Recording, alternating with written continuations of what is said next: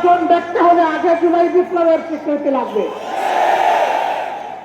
আর জুলাই বিপ্লবের স্বীকৃতি দিতে হলে জুলাই সনদের আইনি ভিত্তি দিতেই হবে।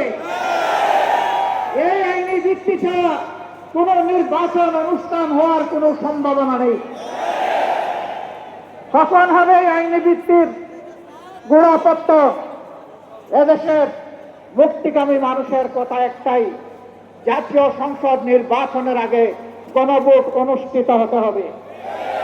গণভোটের ব্যাপারে সকল দল একমত, তাহলে তারিখ নিয়ে এই বায়নাবাজি কেন? একমত হয়ে যখন স্বাক্ষর করেছি সবাই, তখন গণভোট আগে হওয়াই হচ্ছে যুক্তিযুক্ত। এর মধ্যে দিয়ে আইনি ভিত্তির পাটাতন তৈরি হবে ইনশাআল্লাহ, এবং এর ভিত্তিতেই আগামী জাতীয় সংসদের নির্বাচন অনুষ্ঠিত হবে। ওই নির্বাচন যখন অনুষ্ঠিত হবে তখন আর কোনো সংশয় সন্দেহ থাকবে না। আমরা চাই আগামী ফেব্রুয়ারিতে রোজার আগেই জাতীয় সংসদ নির্বাচন অনুষ্ঠিত হোক। এইটা নিয়ে কেউ ধূম্রজাল সৃষ্টি করার পায়তারা চালাবেন না, ওদর পিণ্ডি বুঝে গেড়ে ফেলবেন না। আমরা জাতীয় ঐক্যমত কমিশনে গিয়ে সকল দল আমাদের মতামত দিয়েছি। এই 8 জনের পক্ষ থেকে প্রশাসনের নোট অফ ডিসেন্ট আমরা দেই নাই। আমরা প্রস্তাবনাগুলো যৌক্তিক মনে করে সেখানে আলাপ আলোচনায় আমরা ইতিবাচক মত দিয়েছি। এরপরে সংখ্যাগরিষ্ঠ দলের মতামতের ভিত্তিতে একটা চার্টার তৈরি হয়েছে।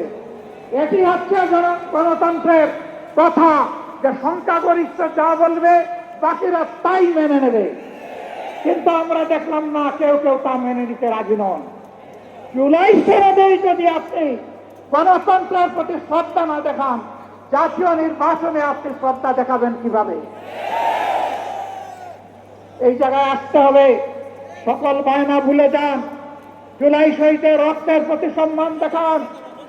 জুলাইয়ে যারা লড়াই করেছে, বুক কাজ করে, যারা পঙ্গু আহত হয় এখনো দুঃখে দুঃখে কষ্ট করছে, মেহরবানি করে তাদের বুকের ভাষা বোঝার চেষ্টা করব।